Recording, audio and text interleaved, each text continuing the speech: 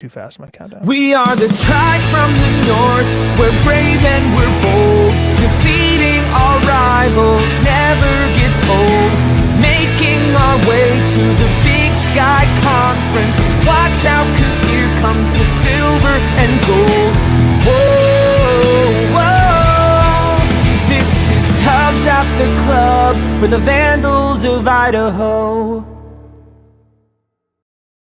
Welcome back, Tribe from the North, Brave and Bold, to the official, unofficial podcast of your Idaho Vandals and your home, or your Vandal affiliate on the Big Sky Podcast Network, and your home of the podcast responsible for 68-0 drubbing of the Simon Fraser, Terry McFogg Dogs of Surrey, BC, Canada.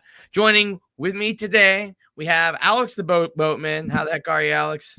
You know, I got a fantasy draft going on right here. So if I'm like looking down, looking weird, that's where I'm at. Plus, you know, during our opening, Chris, I just always look back at the old videos of us during quarantine, and my hair was so bad. Man, I look terrible. Yeah, so, we won't say anything to you. But yeah, so now I'm doing good, I guess. So like I have hair and it looks better. So yeah, well, they purposely moved to Dallas. For those listening, Dallas just showed his lovely head of locks.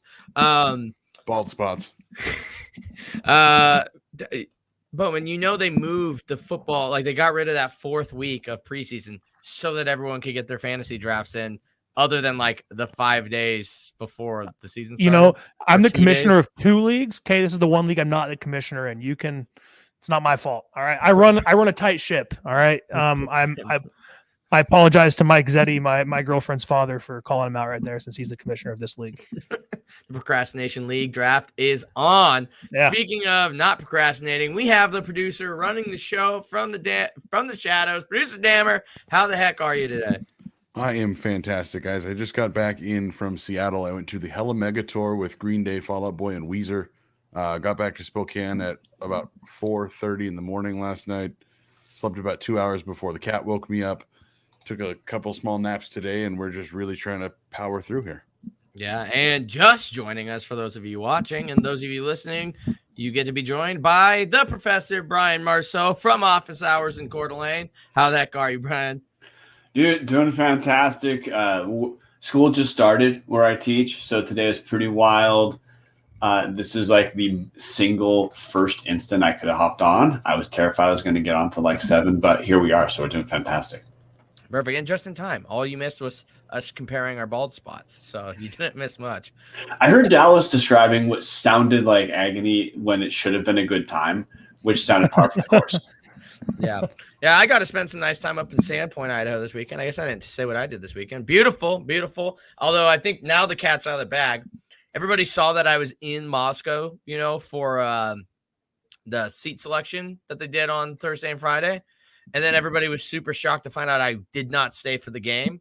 I believe Mark, the owner of the Corner Club, and Billy, like the head bartender of the Corner Club, both were like, isn't that kind of like sacrilegious? It's like, well, I think I'll get away with it. Didn't get away with it. Everybody knows it now. But I had a blast nonetheless. And I just don't support us playing D2 teams. So you want me to stay Labor Day weekend and not go to Schweitzer and enjoy beer and a beautiful mountain and music played by our new extra Colby Cuff? You got to schedule a banger for me on Labor Day. Plus, it's Wave at Dave weekend. We should just not have home games Labor Day. That's just poor decision. Would Central Washington have been a banger? Of course. Good old heated regional rival, Central Washington. Remember, this is a Rob Spear theory of why we always used to play games on Thursdays to open the season, because he hated Labor Day games. Yeah. So when Idaho played that stretch of home Thursday games, Rob Spear hated Labor Day weekend games. So that's Bowling Green, 2011. Yeah. Even Ohio in 2015. 15? Yeah. 15. Yeah. So, so there we are. Anyways. So Chris, what was your top? Sorry, I just want to filibuster the intro, man. I want your top 3 D2 Thursday games you'd clear out your schedule for. Oh. I'm kidding. I couldn't give you three D2 games. Eastern Washington. I can tell you 2. Central. Eastern Washington in 5 years, Eastern Washington in 6 years, and Eastern Washington in 7 years. All right, this is an easy question. This Wouldn't is an easy that be one. D3 though? Oh, NAIA, let's go. College Commerce of Cheney or whatever they used to be. What do the Eags deserve this for? Like, I don't know. We have some Eags listeners. I feel like we have to be nice to them somewhat. Hey, they deserve it. Big win for the Eags this weekend. So let's get into it. Around the Bar, brought to you by Hughes River Expeditions. I'm going to pull the first freaking tap because I read it when Dallas prepped the outline. I was like, love it. Big Sky is back, baby. The return of dominance, but stealing it from Montana. It's the Big Skies now. Thank you, Montana's marketing department. Brian, Marceau, other than the Idaho, I guess actually, no, it's too late. I already rolled with it. So Boatman and I will talk Idaho. From Brian Marceau, what was one of your big takeaways from the Big Sky, this big week one, and this big fall season? A lot of big news happening, Chris. Well, we've got a big game against Penix coming up. Yeah. So what did I take? What was the takeaway? No, first, it wasn't a rest versus rust thing because some of the best showings came from Montana beat. For listeners who didn't see it, Montana beat top 20 University of Washington in Seattle. Eastern Washington beat not top 20 UNLV in Las Vegas. UC Davis beat Tulsa in Tulsa. Montana State easily could have finished with a win at Wyoming. I think they ended up losing by, what was it? Flashback. That's a flashback. Alex, what was it? Yeah, sorry, Chris got it. 3. Yeah. Big Sky picked up there. 3 FBS wins, could easily picked up 4. And in addition to 2 non-conference wins, Sac State beats Dixie State, and Cal Poly beats San Diego. My takeaway was, Jesus, the conference is loaded at the top. We seriously have 6 or 7 teams that are going to be pretty tough week in and week out. Montana held the big thing though, man. If you were like me and you thought Montana was back, what you were pointing to is not Cam Humphreys.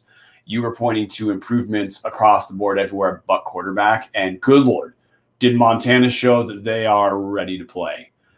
Made UW's quarterback, who, I mean, he might just be terrible, but they made him look real bad throughout that game. So I'm just hoping this means that the Missouri Valley Conference isn't going to have that same space between the Big Sky. It usually does, because good Lord, did a lot of Big Sky teams look great this week. Montana, of course, at the Apex. Yeah, I think if you had watched this show last week and had the utmost confidence in me and one of my games, not the rest, one of my games, I think you would have darn near bet a condo and been able to buy a small country somewhere like an island country off of the coast somewhere, because the spread in that game was 32.5 or something ridiculous. And that was a lot. It was a lot. I think it was plus 1080. So big money to have been made for anyone that was bold enough to take the money line. I did not. I took the spread and walked away with a cool $10 bet with $9.80 winnings for something I acted very confident in on the show. Producer Dammer, just because we're going to talk Simon Fraser a bit, Boatman and I, who else did you see from the Big Sky that was big this week? I think the takeaway is just the conference going 3-3 against the FBS. That's insane. And if Portland State wouldn't have let Hawaii upset them, notorious top 5 Big Sky program, we could have gone 4-2 if Portland State would have acted the way they should have. Montana State too. Like we almost went 5-1. Montana State had a huge lead, like you said. They had a huge lead. I mean, it was a huge lead because it was a 10-9 game. Hey, but for Montana State, Montana point, State, it's a that's big lead. Big lead. Exactly. So I think that's the big takeaway is the top of this conference is picking off FBS schools. And while the Montana Washington thing is probably a once in a lifetime kind of thing, it's not probably going to happen if they played another 99 games. UW probably wins most of them, but that's huge. It makes me feel better about Idaho going back to the Big Sky when you see the top teams in the Big Sky picking off FBS schools and looking pretty good doing it. Yeah, I guess before we someone else moves on here, I saw a stat. I think I sent it to you guys from Dennis Dodd from CBS that the Big Sky and ACC both had 3 wins in out of conference play versus FBS teams. Yeah, the ACC big. And the Big Sky 3 wins in out of conference play versus FBS teams. So one's a Power 5 and one is the best conference in their division. Hey, one team in Washington's the only team in that entire state with an FBS win this season, and that's Eastern Washington. And there's one point I got to hit really quick. Sorry about the double dip, Chris. Dip it double. So usually when an FCS team, at least a Big Sky FCS team, beats an FBS team, it's because they scored a ton against an awful defense. But we had 3 Big Sky teams that, in terms of physicality, had no problem matching up against FBS teams. Montana held UW to 7. Montana State, Alex already brought this up, low-scoring game, but Montana State easily could have won that game. And then UC Davis won against Tulsa. It was 19-17. This was not touchdown after touchdown, and we just ended up on the right end. This is 3 of those wins were Big Sky schools being physically imposing against FBS teams. And that is, to some fans, that might be unheard of. But if you're thinking like, hey, if you're curious about what does this mean against Idaho, what does this mean for playoffs, I wouldn't write some of these off as flukes. Like if you can handle the FBS teams physically, I think there's maybe some fire where that smoke coming from. Yeah, I mean, it kind of goes, once again, not to toot our show's horn too much, but we are the show of record for the Big Sky Big Takes show, which means we're right the most. You look at this, we had Coulter Nuanez on the preview of the Big Sky season, and he himself was the first person to say, this is maybe no longer a quarterback-driven league. This is maybe a defense-first league. Kind of saw it this weekend. I mean, obviously, Eastern Washington puts that a little to bed, but they still played strong defense against UNLV. Their defensive line looked the best they've looked probably since the national championship year. And Eric Barrier did look good, did perform, but not his best performance. 2 picks and obviously still the best player on the field. That's doing nothing like that. But like Eastern's defense came to play too. Like Eastern's defense did not let UNLV do anything. So like maybe the Big Sky is a defense first league. Maybe Coulter Nuanez on our previous show was right. Yeah, that was 2020. Eastern UNLV was 2020 at the end of regulation with Eastern missing 3 field goals.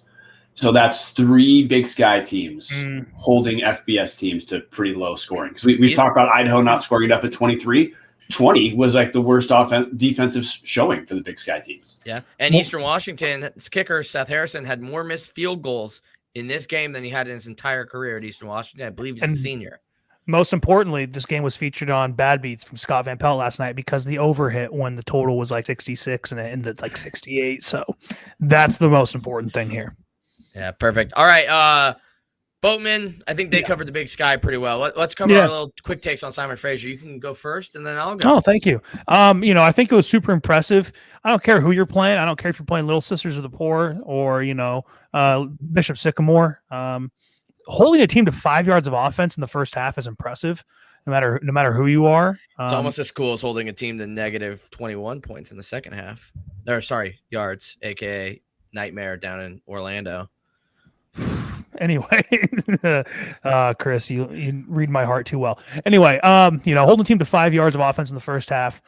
That was good to see. And I think one of the keys I had hit on from us that I wanted us to see was not a lot of MAs, consistent play. We showed that. Anytime you hold a team to 0 points, there's not a lot of missed assignments, right? None that were so big they exploited for a touchdown.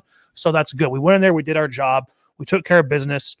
Our biggest mistakes were, 2 fumbles, which cost us points. Things to clean up. We lost the turnover battle and still scored 68 points, and they scored none. So, if we clean up little mistakes like that here and there, I think overall, it's about as much as we could want out of it. I think actually went as good as you could want if you're an Idaho fan heading into these next 2 weeks. Yeah, for me, this is just a great palate cleanser. I mean, I kind of got on the review show, so I'm not gonna spend a lot of time on it. We had our mistakes. But you look at this. It looked like we took our foot off the gas a little bit there in the second half. Rightfully so when you're beating a team this bad. But at the end of the day, it's been a long time since Idaho has put up, something above 50 on the scoreboard, right? This just felt good. Yes, it was Simon Fraser. No, nobody should be taking too much away from this game, especially they probably shouldn't be taking too much away from this next game and the game after that. But it's a good palate cleanser. And we went over this in the pregame show, and I wish I would have waited to go over it with you guys because it is some impressive stats. I think Boatman, you might have missed it actually. And Brian, you were not here, but Dallas has it here.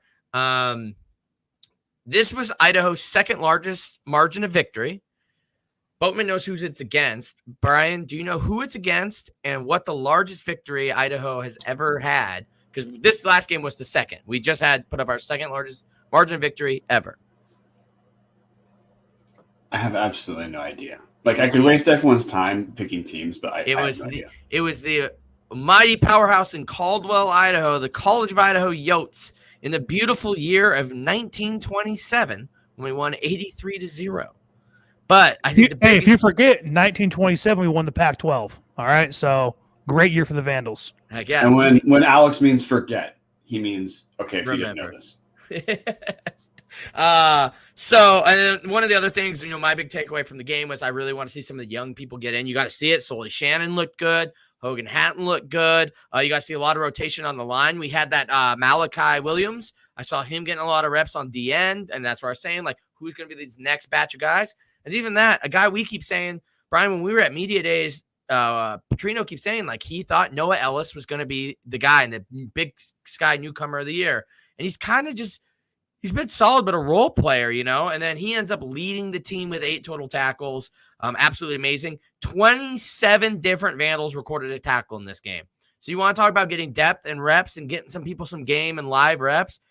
And I know sometimes that could be bad, but when you shut a team out and you got 27 different players with tackles, I mean, yeah, we're scrolling through it for those of you live on YouTube. It's a long list, and that's like warms our heart to see that, like, these guys are getting in, and maybe some of the future generation of Vandals got some playing time here and, quote unquote, meaningful minutes against Simon Frazier. But all in all, that's my takeaway from Simon Frazier. Can't take too much away from it other than we really got to utilize some depth, which should be good. And then obviously there's some other things which tie into Indiana, which we should probably cover now. But Mr. Marceau, I'll give you the first pull of the tap. Oh man, I so want to pull a different one, but if we're gonna talk this week, then I guess I'm curious what people's goals are for the Indiana game, because I'm pretty sure, spoiler alert, guys, listeners, Indiana's going to beat the hell out of us, but this is still a game I'm going to tune into. We're all going to tune into and react to. Alex, you also pay attention to things like the spread in a way a lot of people don't. So it's a 32.5 point spread, right? Yeah, Vegas set it at 32.5 today is what I'd seen. The change between there and here. Also different books might give it out, but I saw one book 32.5. Okay, so Alex, what should we hope to take away from playing a team that's a 32.5 point favorite on the road? Also a team that was number 17 in the country last week, and now they are 33rd in the new AP poll today. They didn't look great. I'm not gonna say we're going to go in there and beat them, but they looked terrible against Iowa. I think this Indiana team had a lot of expectations for them coming into this year. I follow some national college football stuff pretty well, just to kind of survey everything. And Indiana fans have been clamoring all year that they've arrived, they're finally here, and I think you might see Indiana take a step back this year. They might. 6-6 might be realistic for them this year, not the 9 or 10 win season they're hoping for. We're probably one of those wins, but I don't think this is going to be like playing Penn State a couple years ago, right? It's not that level of game. It's not playing Florida even in 2018, right? I think this team is definitely a step below that in terms of the national scale, right? This is a Big Ten team that is probably an average Big Ten team. They're going to do things well. They're a little more explosive on offense than what you would expect out of normal Big Ten football. The Big Ten East is like that. The Big Ten West, a little more ground it, pound it kind of style. You see Wisconsin and Minnesota do. But expect Indiana to get out there and throw the ball around. They're going to use us to prepare for the rest of their year. They're in a bad spot after week 1. They lost a conference game already. So they're going to need to use our game to get them going right. They host number 7 Cincinnati next week. Okay, that Cincinnati that's a massive game for Cincinnati. It's also a massive game for Indiana. Anytime you host a top 10 team, it's a big deal. But to be held to 2 field goals in Kinnick Stadium in Iowa City isn't great. And while simultaneously giving up 34 to an Iowa team, which is not known for scoring points, isn't great.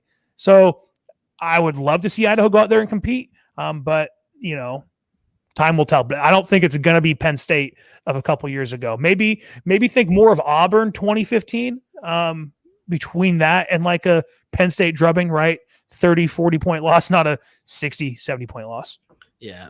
My take on this is Michael Penix, the quarterback for Indiana, just had an all-time terrible game. I mean, 3 interceptions, I believe a fumble as well. This one just got out of hand early, and then you could tell Indiana's just not that team yet. That like they had to be in it. They're not a team that was they're not a UCF, right? That was going to take a 21-point deficit and be able to stay calm and make that slow, steady, methodical pushback. Knowing, like as Pete Carroll says, can you win a game in the first quarter? No. As Boise State found out as well. It takes all 3 quarters and you can win one. Sure as hell can win one in the fourth quarter. Indiana doesn't have that mentality right now. They got behind, their star quarterback started pushing it, and they fell apart. And then their team runs with him. And it really, really looks like a revenge game is coming for us in Indiana. Now, I'm going to play a little devil's advocate here, just to give us a little bit point of view. It's not necessarily how I feel, but like if you're looking glass half full, the optimistic outlook here. We had a game like this where I think you'll get into catching how the rest of this tone of the episode is going to go. When Eastern Washington in 2019 lost a tough road game where they blew a lead against Jacksonville State down in Alabama.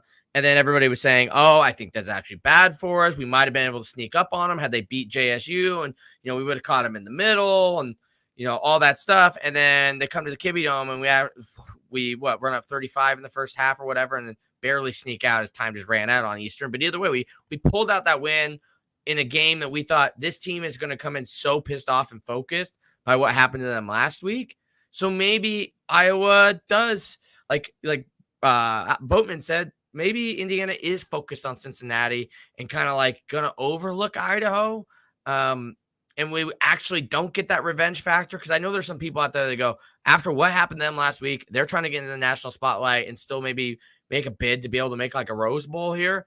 They're going to want to flip the Simon Fraser score on us and be up 68-zip. So I'm not sure it will happen.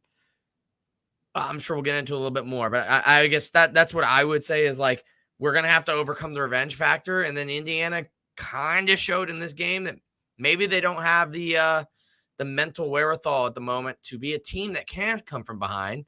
So maybe it's going to be important to get out to an early lead. Brian? So I'm actually going to jump in before Brian because he's muted. So I'm going to jump in just to kind of keep the rotation of Brian, Boat, Chris, Dallas here, kind of alphabetical. The goal to me is to figure out the quarterback situation a little bit more and not to get into that discussion because I think Boat's going to end up pulling that tap here in just a minute. Figure that out, get a little bit more clarity, hopefully get all 3 of the guys a little bit of playing time. But the goal here to me is just don't get injured.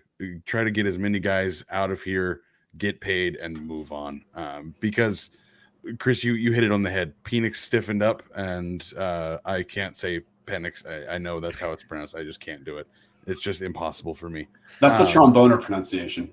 Pristine bitches. Exactly. So Penix stiffened up and didn't really know what to do. And obviously, I mean, you can see his stat line there. Under 50% passing, 3 picks. Their offense was terrible against Iowa. They're probably looking ahead to, we were talking about it pregame, Cincinnati still in the top 10. Cincinnati is their next team. They're probably going to look forward a little bit, but they also need to have a get-right game, and that's what I'm expecting. Because like, Chris, you hit every single point there. They don't have a team that's going to come back or make explosions in the fourth quarter. They have to get out early. They have to just dominate from start to finish because it's Big Ten football. Most of the time those games are 10-8, and whoever scores first really ends up winning. So they're going to come out firing, I think, and I just hope we get out of there with most of the guys intact. And first, if Dallas is going to talk about Penixes with explosions, obviously this gets an NSFW right off the bat. We have an over-under of 9 on Penix references, and I think we're already at 7. So bracketing quarterback session for later. This is in the same way that Simon Fraser was a chance for Idaho to try to build the momentum it can by beating the hell out of Simon Fraser, so no one could leave there upset about, okay, well, we got bad showing in A, B, or C. Idaho needs to be respectable. I know that Alex referenced Penn State as an ugly one. I'm going to tell you a different ugly game that I think we really need to avoid. 2018 Fresno State, 79-13. We absolutely need this game to feel more like Wyoming from 2019, where we don't have to, it doesn't have to be a type of game that maybe Idaho can win. But in terms of building, yes, in terms of building enthusiasm for the program, if Idaho can look respectable, if our quarterbacks can move the ball some, even if it's a multi-score game, as long as there are those moments that fans can take away from this and say, okay, well, sure, we're not going to beat Indiana, but we just looked okay against Indiana. This gives me reason to believe in the upcoming Big Sky season. This gives me reason to want to make sure I go to homecoming. That's what I want. That's what Idaho needs to take away out of this game. Obviously, the injuries matter, but we just have to look respectable. We just saw a ton of Big Sky teams look more than respectable against FBS teams. Idaho just needs to be solid to get a good headline out of this. Yeah, I just want to kind of double down right there on your point that you said at the end. Like the Montana State game in a normal year would have been kind of that headline, right? Like Montana State barely loses to a Wyoming. It gets overshadowed by everything else that happened. Eastern UC Davis, Montana, obviously. We probably aren't going to have any of those to deal with this week. I think Idaho State has Nevada, but it's like, if we can be that respectable game, like maybe be within 10, like maybe like have that be our shock. Like, holy crap, like we were in it, right? Even if it's like scoring a couple late, like that could be the big headline going into week 3 of Big Sky play. It's like, whoa, Idaho just beat Simon Fraser 68-0. And they really hung respectable against Indiana. Like that's kind of the headline we need to be going into this trying to make is like a almost where Big Sky teams are still kind of like, we kind of did it with the Simon Fraser thing. Not really, because people are like, okay, we expected Idaho to win, maybe not 68-0. But like if you go Indiana, like, okay, we expected Indiana to beat Idaho, but maybe not by 10 or 14. Like, I think you got to shoot for that where people are kind of like, oh, you know what? Like if there's that Big Sky dark horse, Idaho's maybe looking different than we expected. But I think you're right. You got to strive for that positive headline. Awesome. Yeah. So I'm pulling the next tap. I want to get into the quarterback situation. So, we've heard, yeah, well, I think, both guys looked great. In my opinion, CJ looked explosive. Mike made some good throws. He ran the ball well, made some good decisions. So, I thought it was interesting, right? Some people are going, why did Idaho keep running the score up against Simon Fraser? Blah, blah, blah, blah, blah. Well, because he's trying to get as many looks for each of these guys possible, right? This is a competition. It's a 3-week competition. So that's where I'm kind of going with this. We saw him go CJ quarter 1 and quarter 3, Beaudry quarter 2, quarter 4.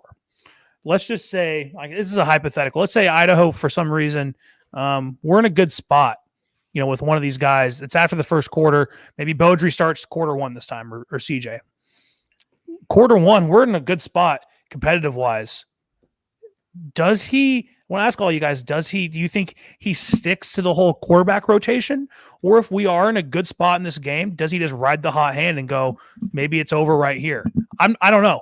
And I don't know what the right answer is. But even if it's not competitive, like let's just say one guy's clicking along and definitely having his day, does he pull him out or does he ride the hot hand? I believe I'm up first here. So this one's tough. Oregon State lost to Purdue. Purdue should be a worse team than Indiana.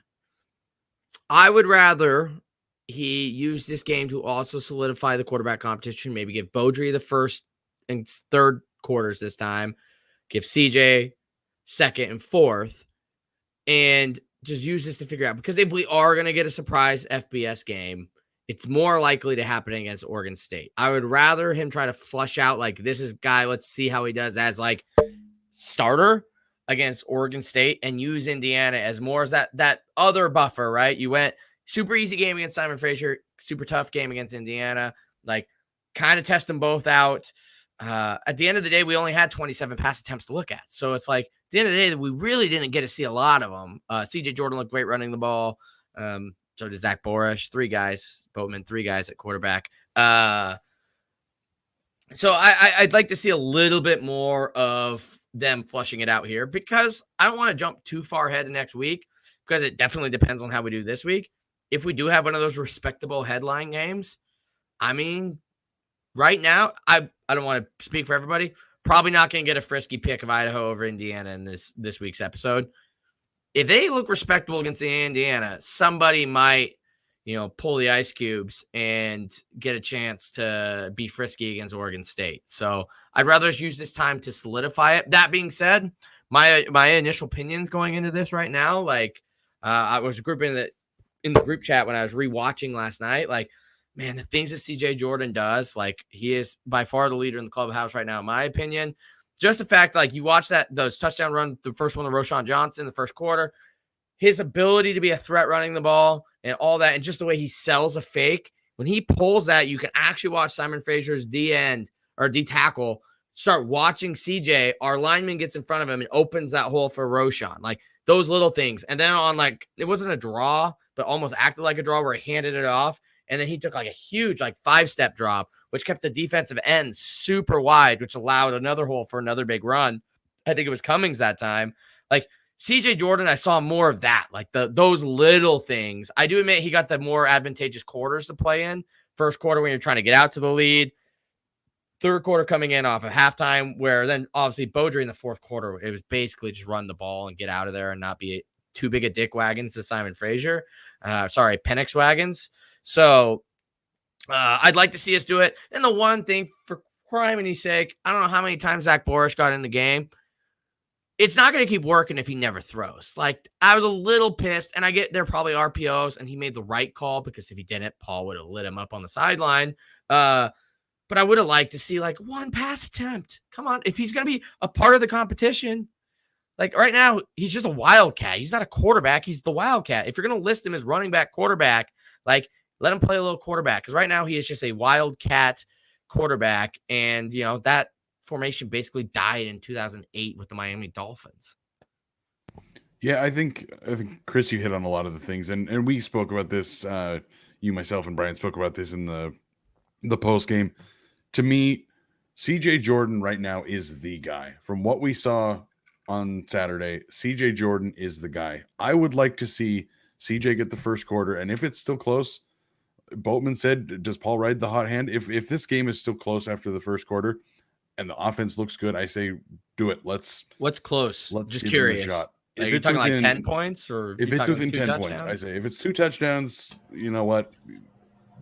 Let's not worry about it. Depends how it looks. Yeah, it depends on how it looks, but realistically, if it's 10 points or less, let's give CJ the second quarter, see how it goes. If it's 14 points or 17 or God forbid 21, go back to the plan, alternate them out, and just let it ride.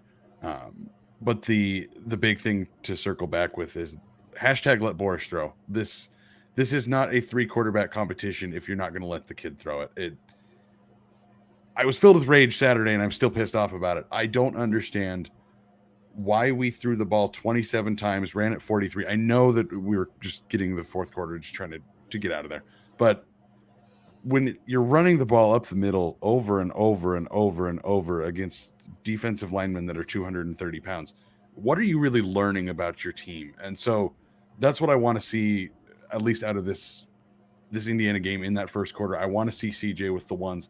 I want to see throw the ball a little bit more. I want to see what it looks like against competition that is obviously better than Idaho, because I don't think we learned a lot about the team with SFU. And while, yes, CJ looked great and Beaudry looked pretty good and Borish obviously was electric, I don't think we learned enough about any of those guys to definitively say it's over after 1 week, unless we're competing against Indiana.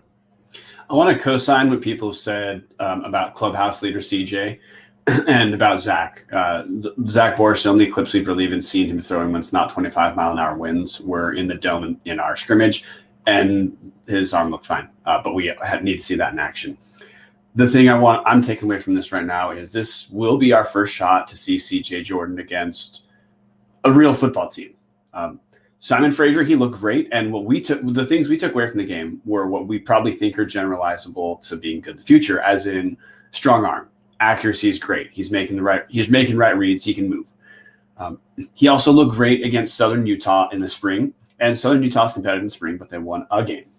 Simon Fraser, of course, they might score 21 against last year's Cal Poly, but they just weren't good.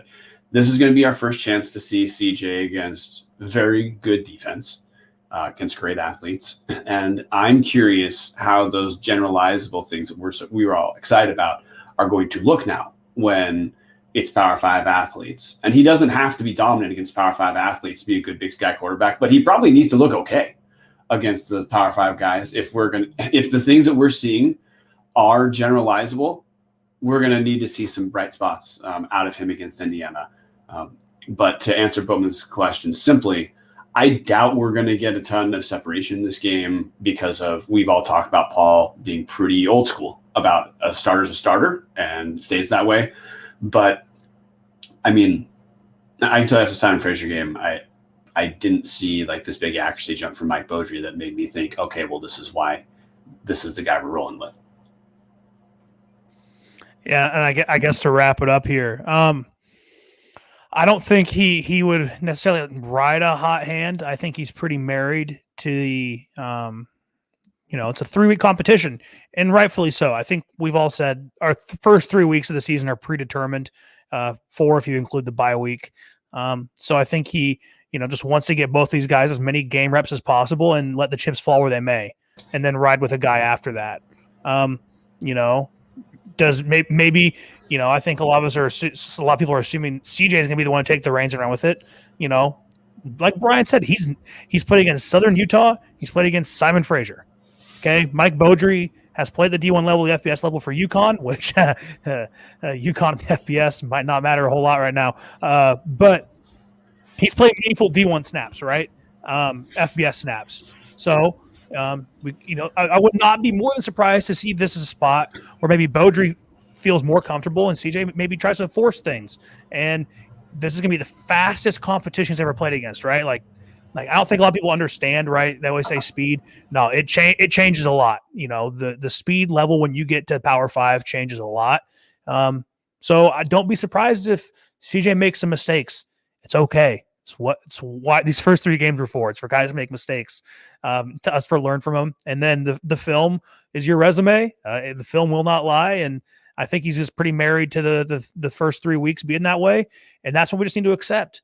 And, maybe unless it really shows itself and it's evident, right? Unless like one guy goes out there and just struggles like just so much, or we're just like a super close game. That's the only way you see it, in my opinion. But I think it's going to be pretty. One guy's going to maybe struggle, one guy's going to struggle less, and it's just going to be like, all right, here we go. Let's just see what happens. So that's kind of where I have my feeling is. But I think it is an interesting spot going into this week with the quarterback situation. Chris, what are you pulling for a tap? For my tap, I'm going to pull kind of the reverse of what we all discussed last week when we were talking, okay, like to Buck, what has to go wrong for Idaho and right for Simon Fraser for this upset to be possible?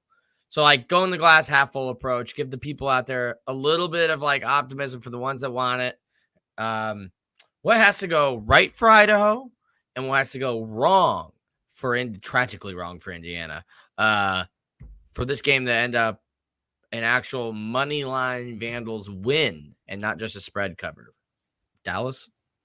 So there's a lot of things that are going to have to happen. CJ is going to have to look like the kid that had a Louisville offer and could have honestly played G5. CJ is going to have to be the guy, I think.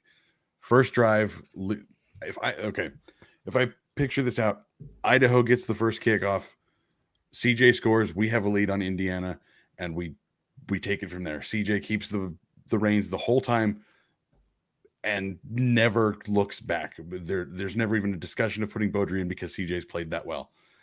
On the other hand, Penix has to look like he has never touched a football before. He has to go back out there. complete less than 50% of the passes. Again, 3 interceptions, our secondary has to do that. We have to win the turnover battle by a considerable margin. And then the front 7 has to find a way to compete with Big Ten offensive lines. I know Trey Walker is the best linebacker in this level of football, but we need every single member of those front 7 to look like they belong in the Big Ten for at least one game. We all know the legendary status of that fans have, and I mean this in a not so serious way, about Paul Petrino's second half adjustments. And because of that, if Idaho's going to win this game, we got to score early. We need to build a lead that we can ride out, probably, but buttressed by some Indiana turnovers for sure. But if Idaho's going to win this game, I don't think it would be the Montana State Wyoming format or the Eastern Washington UNLV format where it can kind of just stay even for a while. I think Idaho would have to actually jump ahead, and then that would create some pressure for Indiana where maybe they start making mistakes and our front 7 puts them in 3rd and long more than you might guess, and 3rd and long enough that our secondary can still hang with it. But if Idaho doesn't jump ahead early, this isn't Wyoming of 2019 where Wyoming just doesn't pass the ball very much. And that's part of what kept the score close, as Wyoming matched up with us stylistically. We have to get ahead early. And that's, again, co-signing what Dallas said. We're not going to get ahead early against this team pounding the ball a ton. We're going to have to throw, and it's going to have to work.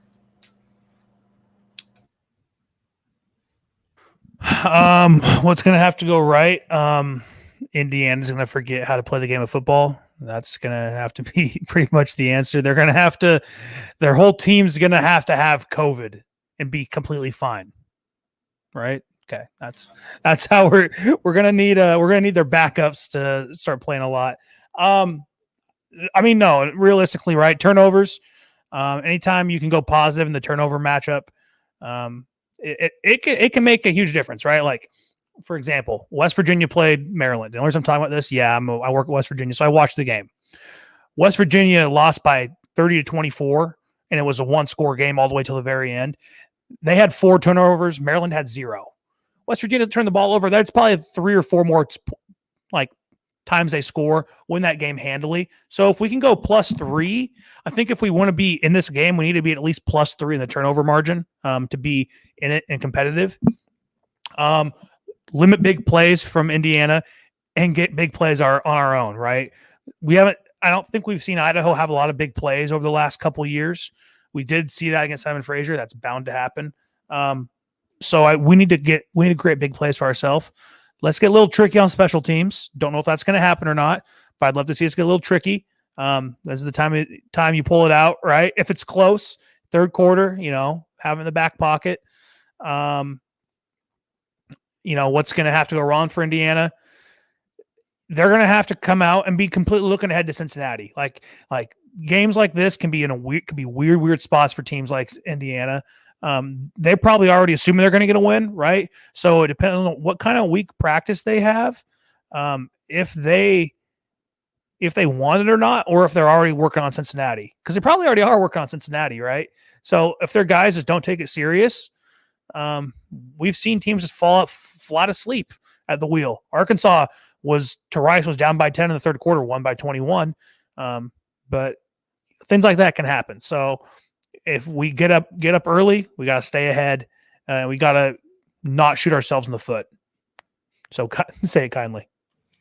Yeah. For it to go right, one thing that we did on this past Saturday, like rarely happens for Idaho in recent years, very disciplined. I think we had 2 penalties or something. Like one of our best outings in terms of like self-control we've had in a long time. You're going to have that. We've all hit on it. That front 7, Noah Ellis, guy who seems to show up. Trey Walker stats deceiving. He didn't play any of the second half. But Noah Ellis kind of took that step forward. If they can get after Penix, whatever we're rolling with now. Now they're all thrown around in my head. Thanks for that, Dallas. But if we can get to him, maybe cause a couple of those picks, a fumble, strip sack, something, Jordan drive. Like, I kind of said it on like the headline. If we can get like a weird 14, 17 point, almost like what we did to Montana in 2018, but like Dalton needs a different kind of animal. He had that killer instinct coming in off the bench. You get that kind of lead in this game, and then with that defense, like, do you think you see Penix just kind of almost doubt himself? Like, this is 2 weeks in a row that I'm struggling with this. And then you look at Idaho, if we can build that big lead early, we rushed for yards gained rushing 333 against Simon Fraser. Iowa rushed for 158. Like, we have the ability to control the clock. Like, Roschon Johnson looked like freaking Marshawn Lynch out there rocking that 24. Now, I get it's different, right? Simon Fraser also would just hit him and fall off of him, and that's not going to happen against Indiana and Big Ten linebackers. But you give it to him. You have that new change of pace with Elijah Cummings. We still have Nick Romano. Andre Carter got in and scored another touchdown. It's like Andre Carter's back, not quite looking game shape, but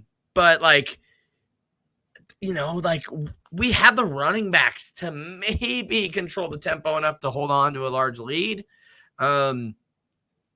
That's what's going to have to go right. We're going to have to get that lead early, really get Penix pushing because our front seven have just been all over him, and then just really hope our run game can look somewhat similar to how they did against Simon Fraser, which is a little bit harder when,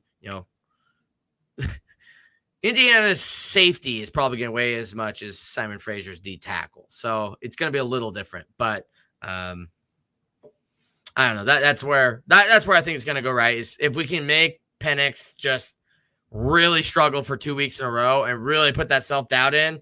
And then if Indiana subs in Jack Tuttle, just we need to do something here, we might have a shot. I'm not. Well, maybe I will end that on a double tap because I think we're going to predictions after this. Unless Dallas, you had something. Odds for Idaho winning this game, because obviously it's not 0, but I'll give it a 92-8 chance, an 8%.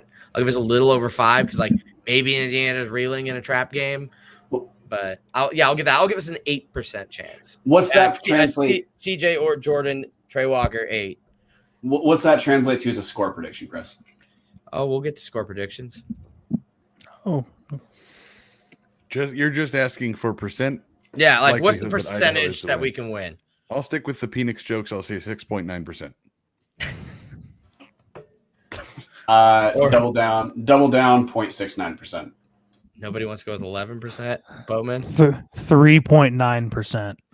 That's what ESPN gives us. Fun fact, according to FPI. So okay, perfect. Staying with the numbers. So we're all under 10% or no, whatever. Anyways, moving on. Score predictions for this game. I'm gonna give us. I gotta go last time, so I'll go first this time. I will start us off with a 35-18. Dallas. Oh boy. Indiana, obviously. 45-13. 45-17. 52-21, and Idaho sneaks in the back door at the cover. All right, that's our predictions.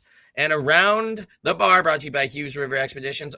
If you're looking for a great all-inclusive week-long vacation, don't look past your backyard. Venture into the largest protected wilderness in the continental United States, located right here in the great state of Idaho. Enjoy a multi-day trip down the Middle Fork of the Salmon, the main Salmon River of No Return, the Salmon River Canyons, or the Selway. You can even check out special trips like the one to see the Perth-side meteor shower, camp on pristine beaches, run amazing whitewater, hike scenic trails, spot wildlife, soak in beautiful natural hot springs. Oh, and there's a bunch of history along the river's edge while you're fishing some of the most remote stretches of river in the entire United States.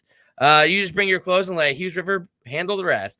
Hughes River Expedition has been Vandal-owned and operated since 1976 and ready to take you on the vacation of a lifetime.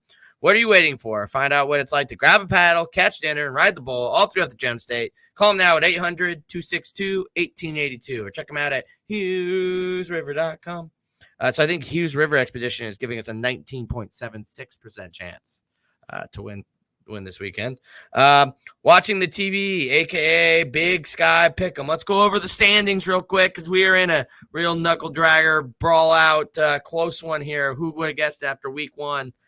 Standings, Boatman, myself, and Dallas all at 8-3. Screw you, Dixie State, you sons of guns. Thank you, Montana. And Brian. We love Dixie State if you pick Sac State. Yeah, fact. And Brian, but I don't even want to get into Sac State. Oh, looking great against Dixie. But Brian, 9-2. Congratulations. You started the first streak. You are the lead dog, which means you get to pick last. So you might get to maintain. You might get to make some bold ones, I guess. I don't know. We're just rolling with it. Oh, you filled it in. Perfect. Sorry. I was reading our picks for Indiana. I'm like, how are those here for picks? Northern Arizona at the South Dakota Coyotes. I mean, the Coyotes held against Kansas. Okay, it's Close, Kansas. Close. Kansas would finish 6th in this conference, Chris. I know NAU is going to win. So NAU, but sneaky close. Who's up next? Is it Dallas? There we go. Yeah, I'll go. I hate this. Yeah, I'm taking NAU as well. Oh, I'm go. Sorry, I cheated. Oh, no. Oh, yeah, Brian, you got to go last. Give me the Coyotes in the Dakota Dome. Battle of the Domes. South Dakota. Yeah, I'm going South Dakota. Keandre Woodsey went out early, going 1 for 5 for -2 yards. Jeff Widener looked a lot better because he threw for more than -2 yards. But I've got no faith in NAU, so I'm going to go South Dakota. And if we were going off Sagarin ratings, Kansas would not be leading the Big Sky right now. All right. Next up, we have heated in-state rivalry between, I believe they're the Wildcats of Ellensburg, Washington, and the Beagles of Cheney, Washington. Beagles big. Yeah, I mean, there's zero way that Eastern loses this game. Eastern, big time. Yeah, nothing to add. Eastern wins. Cool. We had to move on quick. UC Davis gets to travel down to the latest victims of Coward Poly. Dude, they just beat Tulsa. Like, I get like rivalry, possible trap game. Wait, I thought they're playing San Diego. You said Cal Poly. Yeah, San Diego just lost to Coward Poly. Oh, I'm not listening. Sorry. Yeah, I'm confused. I'm going UC Davis. Big, like 68-0 big. Ooh. Couldn't agree more. You have, on one hand, you have UC Davis beating a FBS team, which is enough for me to pick them this week. You have San Diego losing to Coward Poly, which would have been enough. You combine the two, and this is going to be an ugly bloodbath. You know, I just like to say nicknames. The fact that the Aggies beat the Golden Hurricane, who went to the AAC championship game last year, very few people realize that, and took care of them that well. Now they're going to play the Toreros. Beautiful stadium, by the way, beautiful campus, but still give me the Aggies over the Toreros. Last time UC Davis and San Diego met was a couple of years ago, and if not for the awful instant replay facilities of San Diego, UC Davis probably would have lost. But no, not happening this year. I am curious to see if UC Davis can put up a few more points because scored 19 against Tulsa, no one's going to knock them. But we saw UC Davis not look that explosive in the spring, so don't know yet if that's a trend. UC Davis wins. It's like, how is Tulsa, Oklahoma, the Golden Hurricanes? I'm sure there's actually a better story, like with some history, but like No you hear clue. that, you're like, are there Hurricanes in Oklahoma? I don't think so. Maybe it's what they used to call the Dust Bowl. Northeastern Oklahoma, known for their hurricanes. Yeah, very well known for hurricanes. Northeast Oklahoma. Speaking of places well known for their certain aspects of their area, Portland State heading to the home of Couganet, Washington State, 8 miles to the west. They couged it. That was great. It almost makes you want to think they're going to coug it again. Nah. Rolovic making just a TV documentary worth of goofs over there. Didn't Portland State beat Wazoo a couple years ago? 2012. No, 2014. 2015. Whatever year it was. I'm trying to win this year, Wazoo. I'm trying Ooh, to win wow. this year, Wazoo. Yeah, okay. Okay.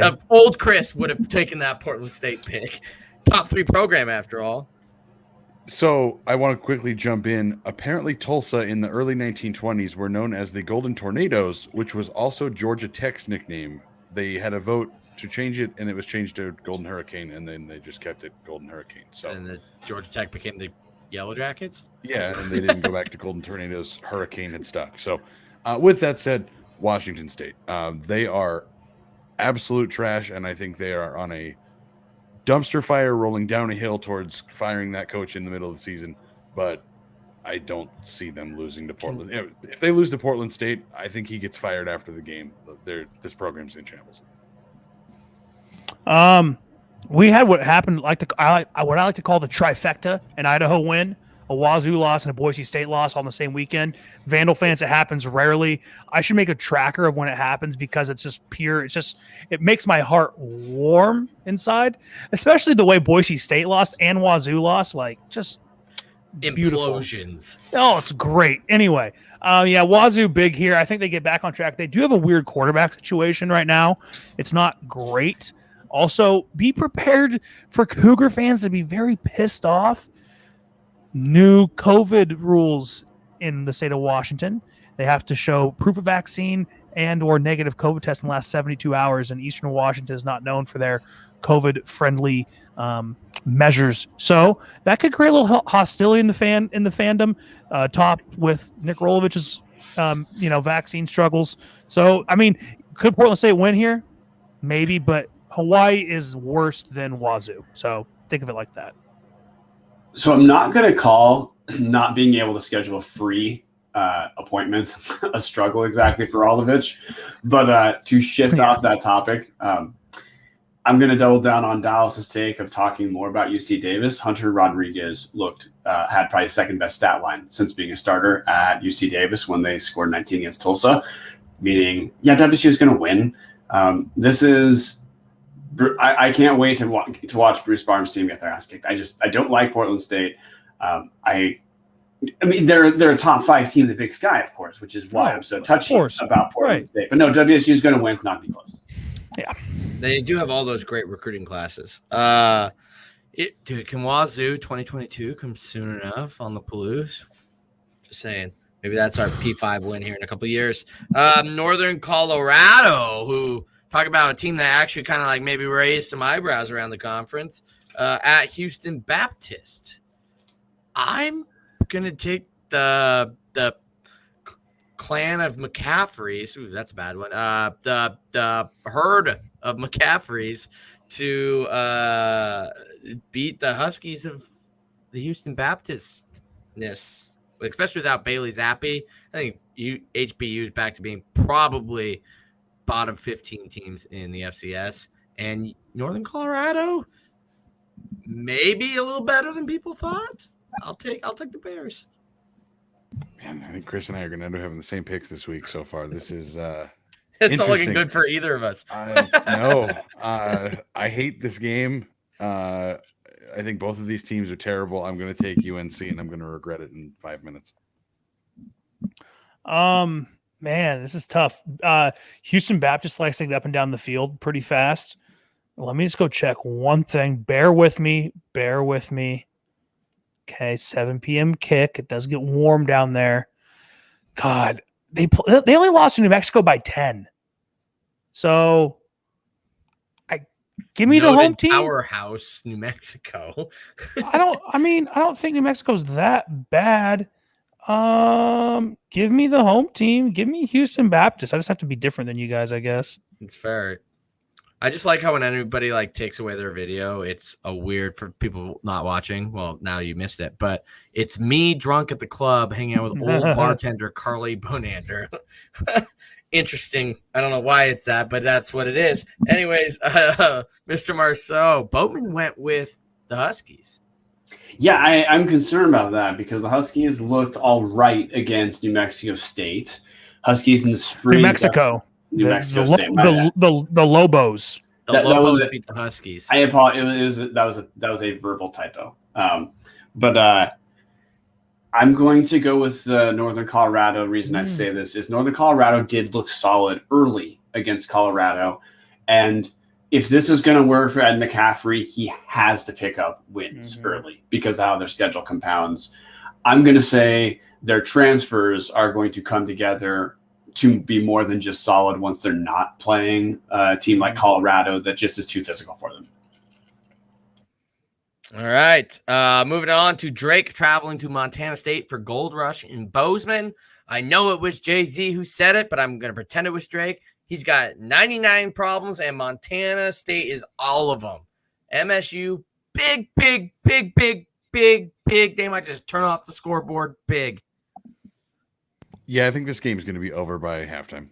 Montana State. Yeah, give me the Bobcats home. Gonna quintuple down. Bobcats win. But Vandal fans, we play Drake in the not-so-distant future. So it might be worth checking out the box score, if not, a minute or two of the street. Yep. Moving on to the other Montana. They've returned to dominance, in case you haven't heard, and they get to showcase that at home for a home opener against the Leathernecks of Western Illinois. On nickname alone, you want to pick the Leathernecks, but then on everything else, Montana by also a lot, probably less of a lot than Montana State, but close to a lot. Yeah, Montana a lot, the other guys a little. Grizz by a boatload. Ooh, classic. Hey. Hashtag boatload. Sagarin says Western Illinois is the second worst team in the Missouri Valley Football Conference, and my eyes said Montana looks all right. So, yeah, Montana wins. Okay, moving on to possibly a closer one of the Missouri Valley Big Sky Challenge. You have Northern Iowa at Sac State. Northern Iowa just barely lost by 6 points to number 7 Iowa State. 16-10. Yeah, 6 points to number 7 Iowa State in the Big 12. Sac State struggled with Dixie State. I mean, struggled relative to what they were supposed to do to Dixie State. Northern Iowa, and I will put this one 20-point win. I'm not going to go that big, but I am going to take UNI. Man, I mean, this is tough. 19-7 versus Dixie State, right? For Sac. This is a 6 p.m. local kick, so we'll still be a little warm there in Sacramento for a couple hours. Panthers struggle. God, I guess give me Northern Iowa. Yeah. I think it's going to be a close game, and the reason why is Sacramento State's defense is pretty solid. I don't think it's Northern Iowa solid, but Dixie State put up 213 total yards against Sac State. We talked in the preview about will Sac State be able to replace Kevin Thompson? We don't know, but their defense looks solid. They're in the midst of a quarterback competition too. They're not going to get ironed out. Northern Iowa wins. All right, Coward Poly versus Fresno State at Fresno State. Yeah, not even close. Bulldogs. Bloodbath. I love Bo Baldwin, but bloodbath. Fresno. Give me the team with the green V's on the back of their helmet. For those of you who don't know, that's Fresno State. It stands for the valley that they are in. They represent the farmers there. So, fun fact, that's what the V stands for. Bulldogs, big. Yeah, Fresno State's going to beat Cal Poly like Fresno State beat us a couple years ago. Correct. I have nightmares. Actually, that was kind of a quasi-funny game for me. Cade and I laughed a lot. Anyway, continue on. Not what people want to hear. Weber State at Dixie State. Different things, Chris. We had to entertain ourselves. It was not a fun time. So we didn't laugh at the game. It was situations. Watching anyway. Highlights. Weber State at Dixie State. Battle of the Beehive State again for Weber. Apparently they I don't know. Maybe they've built that whole new athletic center because they don't pay for any travel anywhere. They were at Utah and at Dixie State, getting paid for both those games. How does that even work? Weber, not even I think Dixie might say frisky, halftime be within the score. And then I think Weber just kind of pulls away. Yeah, I don't think it'll be a blowout because I don't think Weber is capable of blowing really anybody out. But except Coward Poly. Yeah, it'll be dominant Weber. Yeah, I think Weber has it here, but this is an interesting game to watch, I think. For those of you who pay attention to the Big Sky, just because, they play Sac State, Weber State, UC Davis, Montana in terms of Big Sky play, and play some Missouri Valley teams. So good barometers, I think, for us moving forward. Pay attention to the Missouri Valley and the Big Sky. Last up, those. So you're just expecting I picked Weber. Well, you're correct. I picked Weber. I actually think if this is a close game, it's because it's incredibly boring because Weaver just couldn't score enough. But I don't. This might be like a 14-7 game that feels like a 414-7 game. Yeah, true. Our new hated rivals down in Pocatello are traveling to our old hated rivals in not Las Vegas, Reno, Nevada, Reno. Nevada has like a day one possible quarterback in the NFL draft. Idaho State has like the third best quarterback in the Big Sky. It's pretty easy there, Nevada. Yeah, this is probably, if I had to pick a biggest blowout of the week, this is probably where I'd put my money. Yeah, Nevada just beat Cal, which, I mean, I don't think people realize Cal actually has a fantastic defense in the Pac-12 and has for years. And Nevada faced some adversity leading up to that game. Just keep an eye on Nevada for if those of you who like West Coast football. Nevada is a fun team to watch. Carson Strong is his name, the quarterback, and they're going to kill the Bengals. Like Idaho State beat them a couple years ago. Do not expect that again. Yeah, Idaho State's going to lose, picking Nevada. I do think this is a game where we need to see Tyler Vanderwaal look a little bit better than 1 touchdown, 3 picks like he did against North Dakota. I'm not saying that Tyler Vanderwaal in the spring was fool's gold, but both him and Justin Miller each had 3-pick games this fall season. So fingers crossed we have a rebound for our friends down in Pocatello, but they're not going to win. Yep. All right. That's it. That is watching the TV. It is time for closing the bar. Thank you guys for all tuning in. You know we appreciate it. Make sure you check out our Patreon, patreon.com/Subs at the Club. Love you guys. I'll be at Indiana, so if you don't follow us on like Instagram, Twitter, etc., I'll probably be posting some game day experiences there from Bloomington. Play with some stuff, working on a media credential. I don't know what it'll look like, but it's a good time to follow us anyways if you don't already. But we appreciate you guys tuning in, and we'll see you guys in the next one. Go Vandals. Go Vandals. Go Vandals. So raise your glass and have a drink with me. Here's to the Vandals in the crowd, all just out there living the dream. Right up one and only Moscow drinking tea.